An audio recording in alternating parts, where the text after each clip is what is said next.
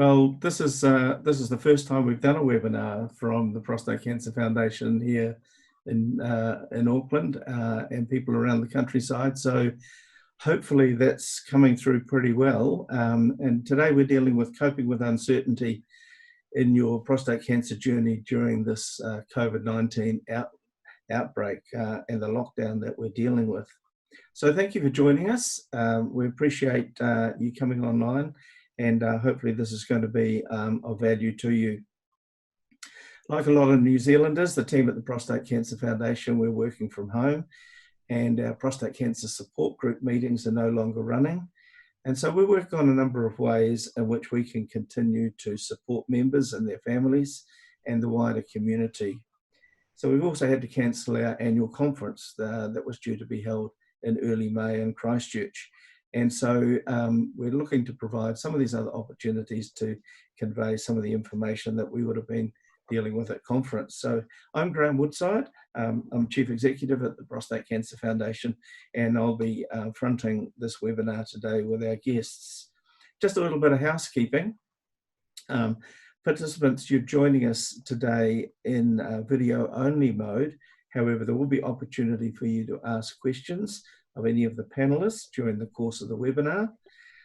You can do this through the Q&A icon at the bottom of your screen, or if you're using a tablet, I think it's at the top of your screen. So just click on that icon and type out your question, and we'll be receiving those and trying to deal with those as we go through. So feel free to ask questions of the panelists. So I'd like to introduce our panelists. Firstly, Chris Malcolm. Chris is based in Hawke's Bay. He's a counsellor and he's also a facilitator at the Hawke's Bay Prostate Cancer Support Group. So welcome, Chris, and thank you for joining us. Thank you, Graham. I'd also like to introduce Rob and Robyn McFarlane. They're living on a secluded rural property at Little River, which is between Christchurch and Akaroa, for those who don't know geography of that part of the country. Rob's been a prostate cancer patient for about 9.5 years, and he's been through a variety of treatments. He's currently undergoing chemotherapy, and he'll talk a little bit more about that later on. These guys are a very close couple working through their prostate cancer journey together. And I'd also like to introduce Robyn Pavia. She's our National Support and Education Manager for PCF and also a registered nurse. Robyn will be managing the questions you send through, which we'll address during the course of the webinar. Now, I just noticed several people have used the raised hand facility. We'd ask you not to use that, or not to use, and we've disabled the chat. So if you've got any communication to us, can you just please come through the Q&A icon, and we'll deal with it there. So let's, Robyn, let's start with you guys. You live in a pretty isolated environment anyway, but how are you dealing with the lockdown situation? It's been really good for us, actually, a bit like a second honeymoon, actually. Just time to be on our own together, and normally we have a lot of work with our, not work, but it's lovely with our grandchildren and community. So it's been a bit quiet, quite beautiful. Seeing the season change, and but on the other hand, going through Rob's treatment. And for you, Rob? Yes, it's as you mentioned, Graham, we are quite isolated up our valley anyway, and I'm retired from work, so I've really got fun, so I spend a lot of time on that usually, tinkering, and so it's been a bit more of that and a bit less immediate family contact and community contact. We're in a tight wee community here, which I may address later on, but so that's all been cut out. A Little River Township is 6 or 7 k's away, but it seems a lot further away at the moment. But no, we're enjoying it. It's okay for us. We're fortunate. Good. Rob, you've got a science background, working in academia and in science and animal health and things like that. How does that help you understanding the current environment that we're in? Well, I guess there's 2 aspects to that, Graham. Firstly, my research area is in immunology and microbiology. I'm a vet too, but that's my speciality. So immunology is a pretty critical part of cancer defense mechanisms, and so that's helped me. And because I'm an academic, it's a little bit typical that I get my teeth into these things and find them interesting in their own right. Because it's affecting my body, it makes it even more imperative to know that stuff. The other side of it is, as a microbiologist, I spent 10 years speaking of COVID-19, researching coronavirus infections with a couple of PhD students. And so the whole arrival of this on our shores has been quite interesting for me, given that we're doing a lot of vaccine, making new vaccine against coronavirus and looking at immunology against and so on, which is rather current at the moment. So yes, it has been an interesting time for me. So can you explain just a little bit about the potential risk of the COVID-19 virus in men with prostate cancer? Well, I think it depends, as we haven't discussed this, but it depends a lot, I think, on the prostate cancer which you have or men have. As you know, there's a continuum of that from very mild, where patients are going through watchful waiting or active surveillance at this end.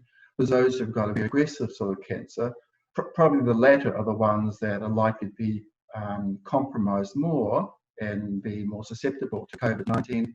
But even more so, the patients who are old, and particularly those who are undergoing chemotherapy, who've got severely suppressed body, they're the ones who really, I think, need to be thinking carefully about whether they should be undergoing that treatment or beginning that treatment particularly, and they need to definitely speak to their health professionals, their oncologists, etc., to talk that through, whether the risks outweigh the potential good that can come from treatments. For myself, tomorrow I'm going into Christchurch Hospital for a CT scan because I've got to a situation now where that's very important for trying to understand the next step on my journey.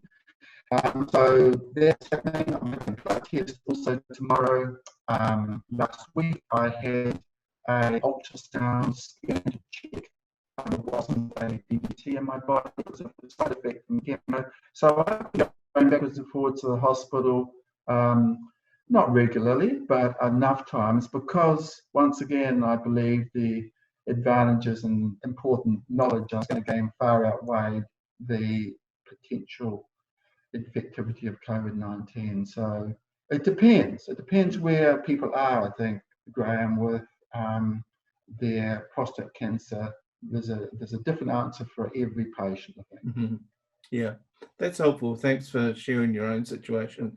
Chris, we're living in quite challenging times with this lockdown. It's a new experience for all of us living in New Zealand. We're living at close quarters with restricted movement.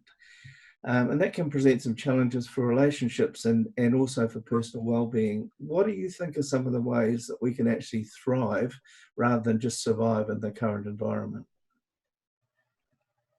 Yes, well, each of us will have our own different ways of keeping that balance, especially with the added anxiety of this COVID virus around. So what I'd encourage you to do is to go to your usual self-help mechanisms, but just pay a bit more attention to them. One of the difficulties when we're in lockdown is that some of those messages start to echo around inside the bubble that we're in, and it's hard to escape from them. So there's the temptation to ruminate and to let things like that kind of expand inside our bubble. So it's good to have some ways of de-stressing. So I've got a couple of little things I threw in the other day when we had a talk through this. One of my go-tos is find the rainbows in the rain, or find the rainbows in the storm. It's a way of saying, you know, every cloud has a silver lining, but actually pay attention to that lining, because it's very easy to pay attention to the storm. Well, another way of putting that is look for the teddy bears amongst the grizzly bears. And that kind of fits with, we've been on teddy bear hunts around our neighbourhood lately, and there's quite a lot of them sitting in the windows, reminding us just to pay attention to the small good stuff, not just get overwhelmed by all that scary stuff that's around. So I think what you said in your question there, finding ways to thrive and not just to survive, are really important in this environment. One other thing I want to say is that feeling stress is actually healthy. If I'm hopping in the airplane, I want the pilot to be a little bit stressed and to check out that everything's working properly. I don't want a laid back, chill, she'll be right attitude from my pilot. So we do need to be alert, we do need to be careful, we do need to mind our hygiene and all those kind of things. And as Rob was saying, be aware of some of the extra vulnerabilities, that especially around chemo and compromised immunity. So they are real, but don't get too caught up in that. Remember to see the rainbow, remember to see the teddy bear. So Chris, some men with prostate cancer, they'll be stressing about, you talked about stress, they'll be stressing about delays to their appointments, maybe for their diagnosis, or some process going through their diagnosis, or through their treatments, and they're having treatments deferred and things like that. What are some of the tools that they can use to lessen their concerns or anxiety during this lockdown?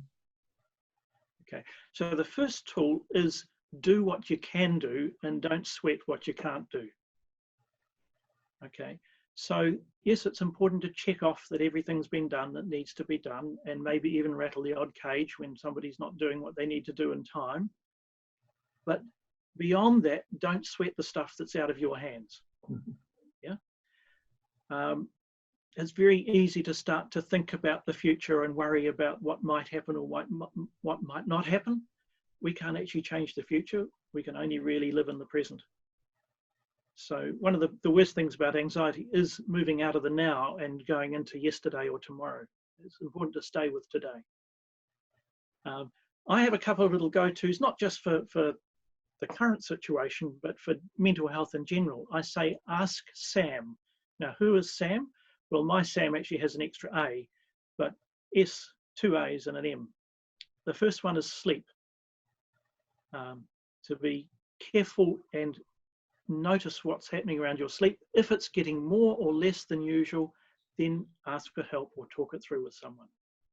And I've got a few tips perhaps later on for managing sleep. Appetite is my A in Sam, sleep, appetite.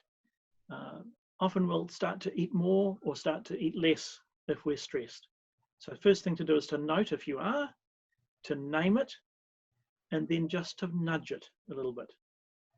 Add or take away a little bit. If we push too hard, it pushes back. But a little nudge in the right direction is what we can do. SA, the second A is activity. And you've heard all the encouragement to get out and walk or ride your bicycle, but not too far. All of those sort of things. Get your muscles moving, get your heart rate going, get some oxygen, get a change of scene. Activity is really important. But if you're being more or less active than usual, just pay attention to that. And finally, S, A, and then M, mood. Notice if your mood has changed from usual. You might be more sad, you might be more grumpy, you might even be more happy than usual. But the change is a sign of stress, and if you keep going in that direction, then maybe you need to get some help. A little change is okay, too big a change, and maybe we start to do something about it. But a really important, forgive your feelings, especially in lockdown. It's okay for your feelings to be elevated or aggravated by all of the stress around us, just as long as it's not going too far. How's that?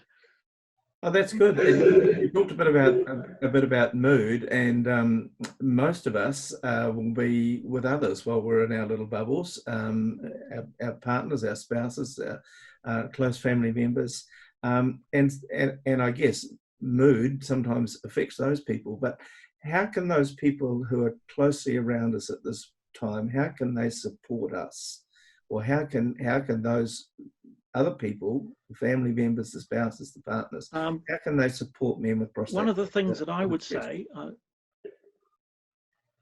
one of the things I would say there is spend a little bit of time, if you've got somebody to talk to, sharing what's going on for you. If you don't, then use something like a journal. and write them. So it's getting them out.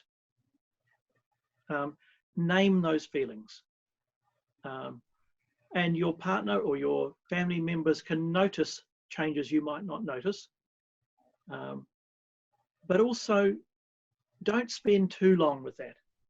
So it might be helpful to have a time in the day or a space in your home when you stop and you acknowledge those things, and then just let them be. Don't try and problem solve. Don't try and ruminate and tease them out and analyze them. Just let them be. But getting them out is the important piece, either in a journal or as words to somebody else. Yeah. Yeah, not bottling it up inside. That's really the key message there, isn't it? Yeah, dealing with it with the people around us. So Robyn, how are you managing this time? You know, particularly you're still going through your treatment, as you said. You know, there's all the stresses, I guess, and anxieties. How are you guys coping? How are you guys managing that process? Well, I'll give a quick response and I'll let Robyn talk later.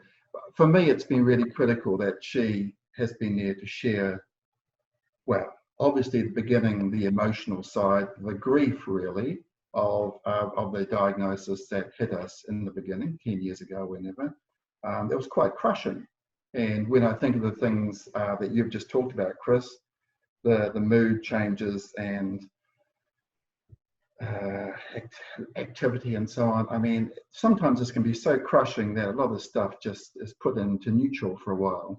And maybe that's how it should be. I think probably there is a moment there where you do have to just take that grief on board, you know, when you know that things are seriously dark. But Robyn has been amazing in terms of sharing this stuff, in part because she understands some of the sciencey stuff, being a nurse, that helps. And she always comes along to me for various appointments I've had, be it GPs, specialists, or some of the particular interventions that I've been involved with. And actually, and writing notes. One thing that she's very good at is a scribe, and she's fantastic at taking notes when we're at a meeting, and often get together afterwards and compare what I remember, which is stuff all, and what Robyn's written down. So that's been really helpful to us, and I'm sure it's been helpful to you, Robyn, to understand. Do you want to talk about support? I think you're a big part of it. Well, we're in it together. That's the thing about prostate cancer. It's a really intimate part of your marriage, the whole thing, and life, you know, life and death come into it. It's been really, really hard, actually, but we've come through. Each time we've been, you know, knocked around by the different things that have happened, and somehow it's made us know the heights of joy as well as the depths of the sad times, you know, and the valleys of it. So we do try to stay close together. We get angry and grumpy too, you know, but every day we get together and we give thanks and pray together, and we you know, have lovely, you know, good times together, as well as time. Robyn needs to be on his own and get lots done as well, so I need to recognise that, you know, he needs to achieve things. That's us. And you've got a spa pool, and I guess that helps. Yeah, it does actually. We haven't cranked it up yet, but yes. And we do have, you know, 2 or 3 good friends each who are really understanding people, and they just seem to be there at the right time. Not all the time, but just at the right time. And also our 2 sons are really understanding as well. I concur with that too. It's not just the 2 of us. We've got a big family support with 2 sons, and my siblings are amazing in terms of ringing up and keeping in touch. The local community still does too. Phone call, how are you, Rob? Yeah. How's Robyn? So we feel very privileged, as I said before, about having that support behind us. Huge. Can I just jump in there? Just picking up on what you said, it's a lot of stress. It's a lot of things to go through for just you and your partner. It really is important to widen that circle of support, and to make sure you keep those connections going. You need those extra lifelines. I agree. Yeah. Thanks, Chris. It's true. Yeah. And you've got family close by, but you can't get to them. So how are you managing that? Well, just the usual way, messaging and Yeah. texting and that sort of carry on. We have dropped off food at their door and so on, and done a few things at a distance. But really, you're right. We are seeing we just got a wee 3-week-old baby who's desperate for some cuddles from us. We're missing out a wee bit, but so be it. We'll be back here soon. Yeah, great. But Rob, just going back to your condition too, how are you managing the risk of being immune compromised as you currently going through chemotherapy and things? What's some of the practical things that you're doing in that regard? Well, I mean, I am aware, at the moment, I'm probably right up there in terms of being vulnerable to COVID-19 because of age, cancer, and particularly being under chemotherapy. So yeah, I'm a bit paranoid at times, and fortunately, we're not being visited by people physically. So, and they're aware of that mostly now, most of our close friends. So You wear a mask. it's not so difficult. I've got a really good N95 mask, which is fairly efficient in terms of keeping the virus at bay. And if you go out. And tomorrow, for example, when I go to hospital, I'll be wearing that, and probably, hopefully, be a few more people in the hospital wearing the same mask, which they haven't been in the last few weeks, but there may be. So, and I'm going to Burwood, where I'm aware, obviously, there's been some patients recently. So yes, I'm careful, Graham, but as I said earlier on, I think the advantages outweigh the disadvantages for me at this particular time in my journey. I've got some quite important and serious decisions to be made about treatment, so that's why I'm heading off tomorrow. Okay. Now, look, there's just a couple of questions that have come through, Robyn. It's more technical things. Do you want to deal with those, or do you want me to?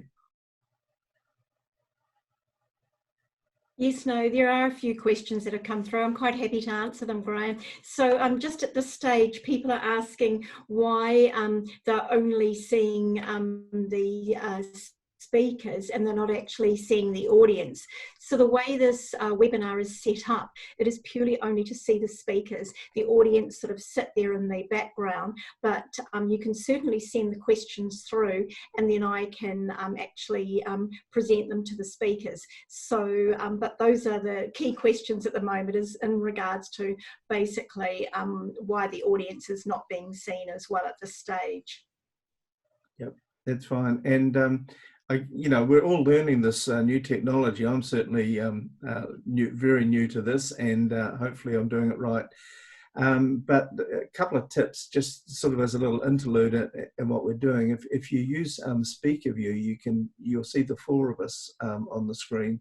So Speaker View is a little click right up in the top right-hand corner, and also some people somebody's saying that they can see and hear us, but we're not showing up as a person in the screen meeting. Well, that's right. This is different to a normal Zoom. This is a Zoom webinar, so you don't see yourself and you don't see all the participants there, as Robyn says. Chris, let me come to you. Just to pick up again where Rob and Rob were talking, men will be worried about being exposed to the risk of being in contact with infected people. So that can create its own sense of anxiety and fear when we go out, when we go to the supermarket, when we go for a walk down the road or whatever. How do you live normally while you're living with these emotions of fear and anxiety? How do you have that balance without it overtaking us? Okay. I just want to pick up on something Rob said there. He talked about feeling paranoid. Well, actually, that is a reasonable thing to feel at the moment, especially in your situation. Exactly. I'm not apologetic about it, Chris. So it is really important to name that and to be careful. Yeah. To take the steps that you can take to keep yourself safe. And if you have to go to the supermarket, then to take those precautions. put the gloves on, put the mask on if you've got one, keep the distance, all of those things, wash your hands when you come back home and all that kind of thing. They even provide hand sanitizer in the supermarkets now. Yes. Yeah, so you know, if I'm going out into the Aussie desert or the American desert, I'm going to be looking out for scorpions and snakes because that's smart. Yeah, but if I'm just in my own backyard, if I'm looking for scorpions and snakes, that's not so healthy. Yeah.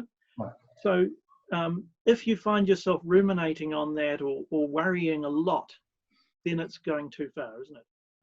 So name the worry, and if you can, put it aside. And if you can't put it aside, then talk it through with somebody. Graham, could I add to that? I would hate to sound to people who are perhaps listening that anybody with prostate cancer needs to be overly concerned about the issue of COVID-19, because the reality is I'm in a particular overly vulnerable state. Most men with prostate cancer, really, their immune system is not compromised. The fact of having a minor sort of less aggressive type of prostate cancer means that their immune system is not compromised. If they've had surgery, they've had a radical prostatectomy or robotic surgery, once they've got over the month or 6 weeks of convalescence, whatever, their immune system will be normal. If they're under androgen deprivation therapy with hormone treatment, their immune system won't be compromised. So that's the belief in general for most experts these days. So, I mean, obviously it makes sense to talk to your specialist health provider to get the right advice for you as a patient. But the point I'm trying to make is, for most men with prostate cancer, really, the risks from COVID-19 are no more than any average person of that age in the community. Great, that's helpful, thanks. Chris, any more comments? Yeah, dealing with anxiety, it's really important to do what you can do, but don't try and do what you can't do. That's one of my key messages there.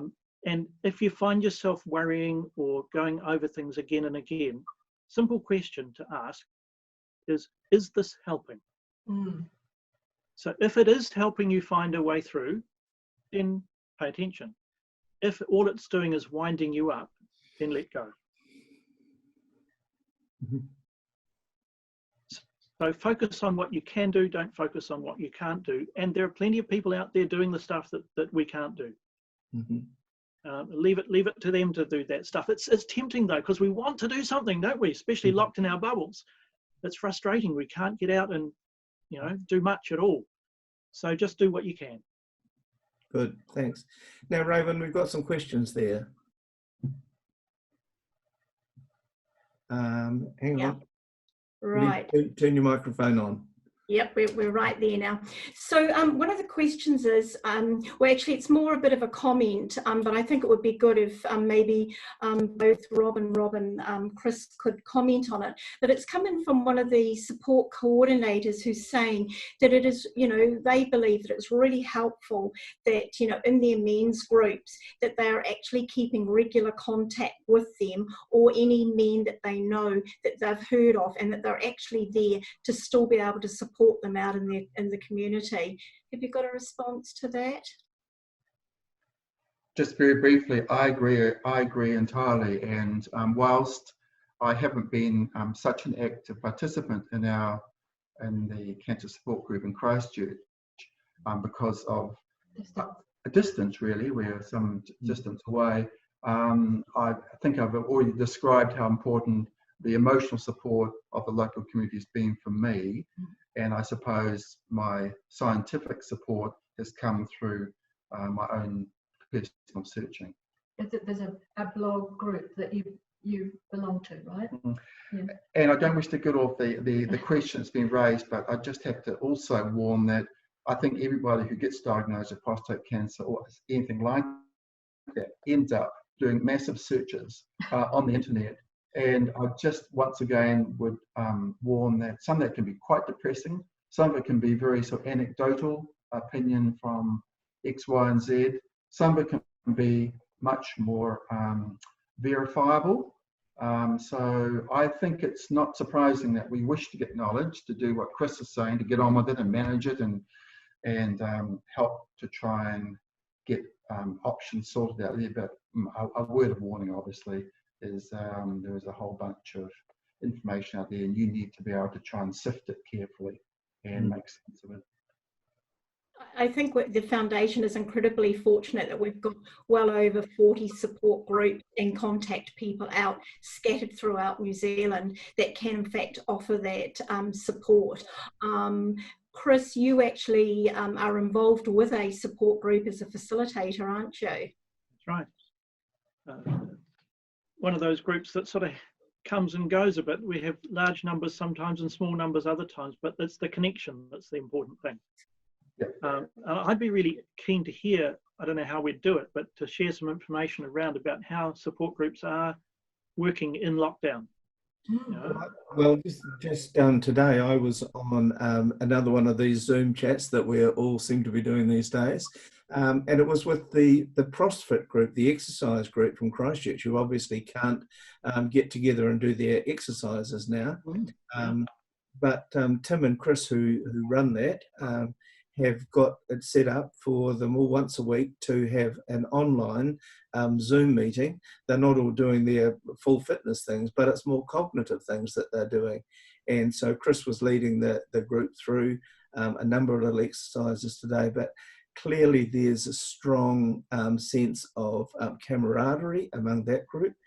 And then they also talked about some of the other groups in Christchurch who are now setting up as Zoom-based support groups in this. So, you know, for any of our support group coordinators who happen to be, you know, watching this webinar, or indeed others who, you know, set up some Zoom support systems.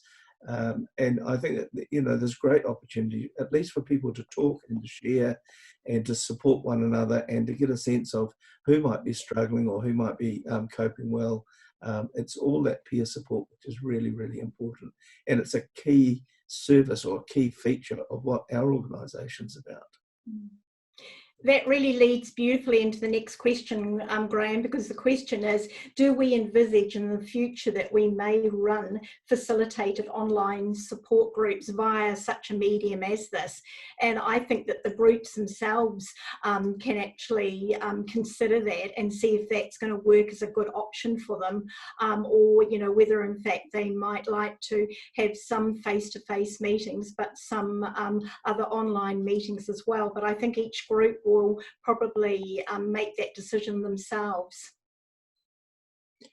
Yeah, I think you know, we'll try and facilitate what we can at our end of it, but yeah, it's really up to the groups, I think, to take that initiative. And I know, you know, many of us have been technologically challenged with this Zoom thing that we're all using now. But, you know, and I'm one of those, but, you know, I seem to have overcome that, and to the point of being able to speak to you all and help run a webinar on that. So, yeah. Comments from the others?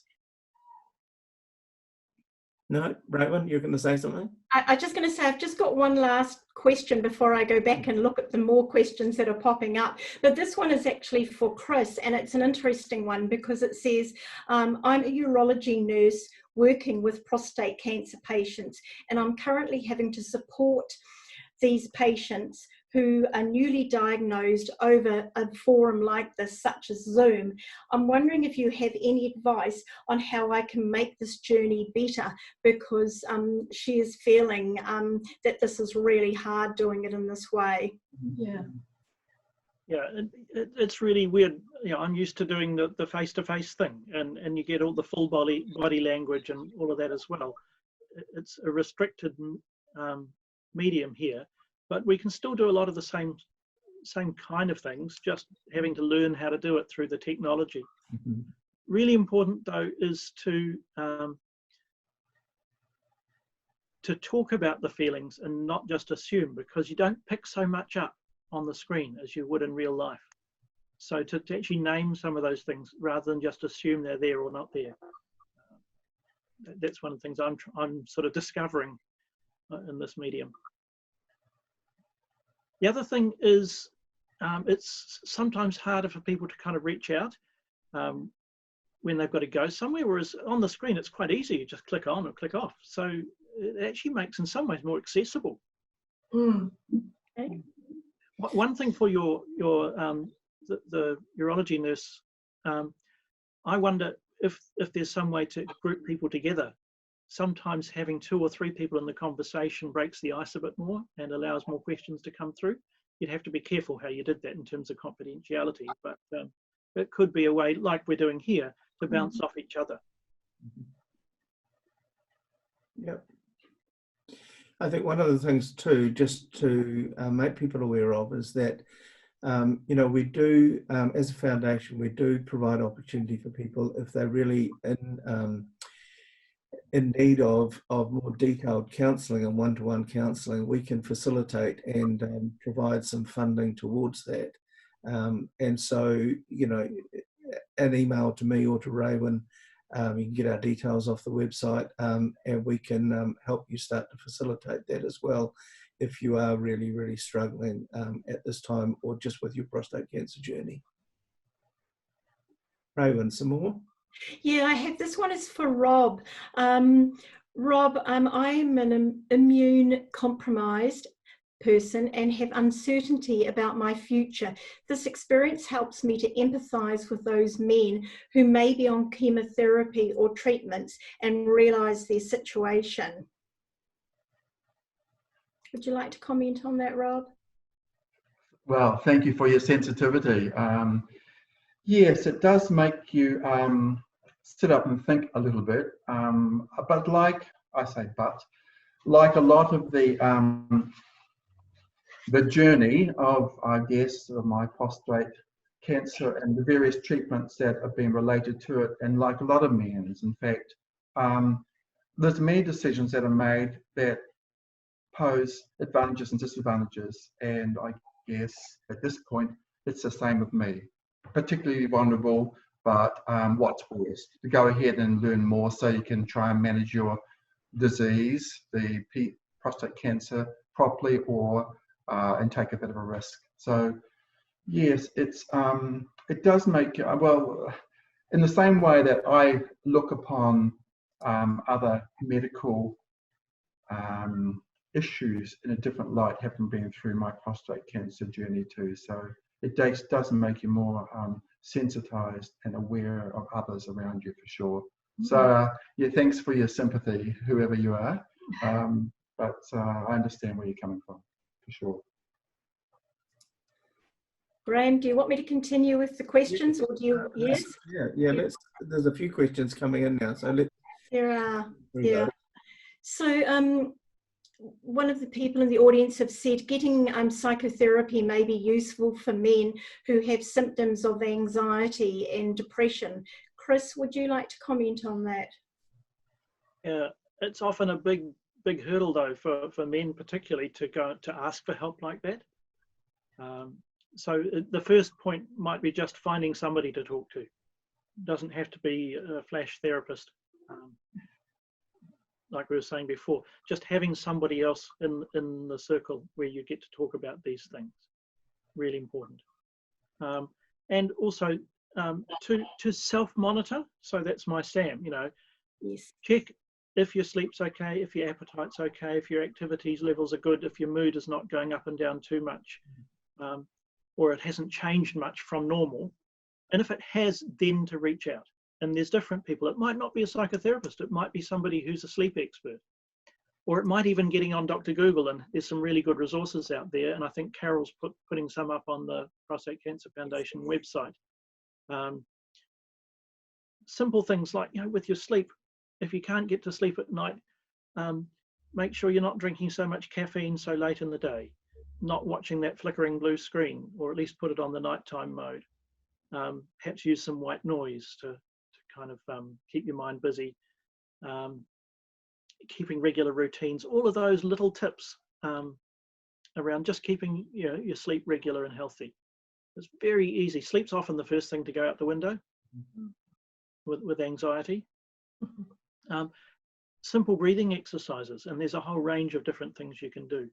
But that oxygen supply and the calming effect of slowing your breathing, There's also a thing called mindfulness, which is really just living in the moment, noticing the things going on around you, calming your mind. There's a lot of resource out there available. There's the Mental Health Foundation has a really good website, and depression.org.nz isn't just about depression, it's also about anxiety and other issues like that. Some really good resources up on there too. Right. Robyn. There's another comment to you, Chris, which probably is an example of what you've been talking about. But this gentleman is saying, we here in Whanganui have been in phone and email contact with our group. Sometimes with the younger ones, they come around and they sit in the fence 2 meters apart, and we just chat so we can catch up and see how we're all doing. That's lovely, isn't it? It is lovely. That is really, really lovely. Very, very nice. There is another question that I'd actually like to answer because this is an excellent question, and we have some very good information. So hi, it says, I'm not a question. This is not a question, it just is a comment, is that we used to attend a support group in Tauranga, which seems to have fallen off the radar. We now travel to Katikati for support meetings. So if COVID-19 hadn't been here, we would have by now, the foundation would have announced that there is a new Tauranga group that is starting. In fact, a couple of weeks ago, we would have had an open forum that we were going to have at Grace Hospital to make that announcement. So we have 2 wonderful men that have come forward that will be the coordinators of that group. And I'll probably say watch this space, and we will put up more information about that. But as soon as we are out of COVID-19, I know that both these gentlemen are very keen to start that group and get it up and running. So Graham, was there anything you'd like to say about that group as well? That's good. That's a great comment from Yeah. Tauranga. We've been aware of that. We've been looking around, and now we've got a couple of guys there who are really keen to get group going, so looking forward to getting back some degree of normality so we can do that.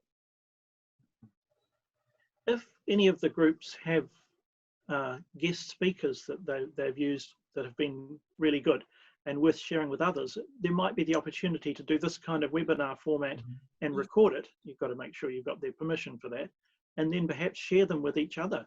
It'd be really interesting to hear some of those people from other regions. We've had some really good ones here in Hawke's Bay, and I'd love to get them, on the video like this. Yeah, good idea. Brilliant idea. Are we still going with questions, Graham, or you got your own? Let's keep going. There's a few questions there, I think. Okay, so here we go. The next is the 4 Christchurch groups have got the 4 April support group meetings planned already via Zoom, held to continue the contact with all of their members. And I'm sure the coordinators are happy to discuss this with anyone. So, I think that's fantastic. I have attended 2 of the Canterbury meetings now virtually, and that really has been it's been excellent, and it's just another wonderful way to keep in contact with all the members. So that's yeah, we really do need to I'd like to applaud the Canterbury group. I think it's fabulous. There is another question here. I understand some coordinators can access EAP support. Can Chris or Graham access this resource? Yeah, look, I'll comment on that. Chris is an example of that. Chris is linked to EAP Works, who we have a good relationship with for providing facilitators and counsellors in groups or in one-to-one counselling situations. So again, if you've got a need for that and interest in that, I'm very happy to hear from you about that. And I've just got 2 more questions here. Coming from Down Country says, we have a facilitator in our group who provides meditation, and meditation has been a really helpful resource, and this has been provided in New Plymouth. Chris, can you comment on that as well, please? the facilitators for the groups, I think that the role varies a little bit between the groups. My role is more of a kind of referee in our group, just to make sure things don't swing too far one way or the other. Although I have done 1 or 2 actual presentations to the group, but we tend to rely more on outside speakers. Otherwise, it's like a bit of an echo chamber after a while. Yeah. And the question there about meditation, what's your view on meditation as helping guys through this time? There are different forms of meditation. Some have a more religious kind of base to them. Some are more kind of secular, if you like.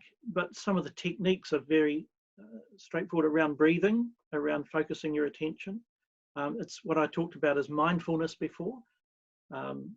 Just spending some time in the moment. I've got a very good friend living in Wellington who he's been practicing it so long he can actually adjust his own heart rate by his meditative practices. So when he goes and has his tests, the doctor gets a bit worried that his heart rate's going so low. He says, "Oh no, I'll speed it up again for you if you like." Yeah, very useful. It's about that, managing your own stress, doing what you can do. Some people can't sit still long enough to meditate. I wouldn't want to suggest everybody tries it, but if it works for you, absolutely go for it. And there's some really good resources, as I said. Yeah. Robyn, I know you're people of faith, and so that'll be an important part of your life too.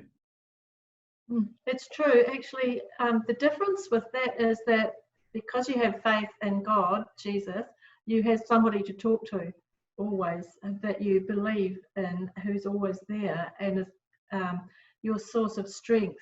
So it's not all about your partner all the time, your husband being everything, and if he's not so well, you can turn to God, and he always, strengthens us. Yeah, thank you. Right? Yeah, I agree. Yeah. Okay, we're going to wrap it up fairly soon. Any final comments from you folk? A couple of things I want to throw in just as kind of parting suggestions. Some things to add into the mix. One of them, and Robyn already talked about this, is gratitude. Finding maybe 3 things a day that you can notice that you can be grateful for. I'd want to add another thing, adding 3 things a day, and that's 3 smiles. That's great. That might not seem like a big thing, but it actually changes your whole outlook on life. Physically doing that thing, doing the smile. And along with that, you just heard everybody laugh when I said that, adding a bit of humour in there. Yeah. And finally, you've heard Jacinda Ardern say many times, be kind to each other, but remember to be kind to yourself as well. Great, thank you. Robyn? Well, I guess I think I'm not so much thinking of COVID-19 as thinking back over the last decade and recognising that for many men, it's the disease, prostate cancer, that's complicated.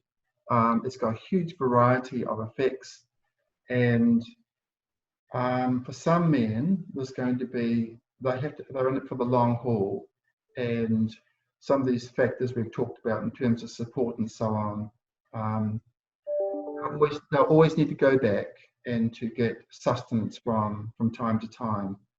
And I'd hate to feel as if they ever got into a corner and weren't able to find enough information, at least for them to feel comfortable where they are at that particular time. And with the usual supply of information from their GP or specialist, plus fossicking around online, if that's not enough, it gets back a wee bit to what Chris said, that there comes a point where whatever you know and whatever you think you should have access to, sometimes you don't, and you have to have an acceptance of what's available and what can be done, what's realistic. And so I think that sense of acceptance and part Thanksgiving that we just talked about is a really important view to have looking forward. Yes. Robyn, any final comments? Yes, we have. Some of the audience have been very kind and have said, thank you for such a great webinar. We've got a few comments like that. Thank you for the informative seminar. We've got, one comment from a person who's saying 2 superpowers that we use. 1 is patience and 2 is creativity. Find something that you enjoy doing virtually, and mindfulness. We've got another person asking in the audience how many we've had in the audience. I've seen 70 on my screen at one stage, so I think that's pretty amazing. And this looks like it might probably be our last comment, I think. And Chris, it's directed to you. I found Chris's advice about mindfulness and ways to relax most useful. As a counsellor myself, meditation is most helpful for me in my journey. And I think it's wonderful. Thank you for sharing that. So yes. So I'm just going to wrap it up a little now, and just to let you know that the team at the Prostate Cancer Foundation, we're still working and we're still available to provide support and information. And I'll put up a screen in a minute with our phone number and a website and things, but the number's 0800 477 678, and the website is prostate.org.nz, and in there you'll also find the online support forum, where you can actually dialogue with other people as well. And we also have a Facebook page. Next week, we'll be running another webinar, and we'll be speaking to Dr. Fritha Hanning, who's a medical oncologist at the Auckland District Health Board, and Sue Osborne, who's a nurse practitioner at Waitemata District Health Board. And we'll be looking at some of the medical implications of COVID-19 lockdown and some of the implications on diagnosis and treatments and increased risk with men with prostate cancer. And we're looking at more from a medical point of view rather than a sort of a support therapeutic perspective that we've been looking at it from today. So thank you very much for joining us in this, and particularly I want to say thanks to Chris and to Robyn for providing your expertise and your insights today. It's been delightful to work with you on this, so thank you very much. So thanks all for joining us.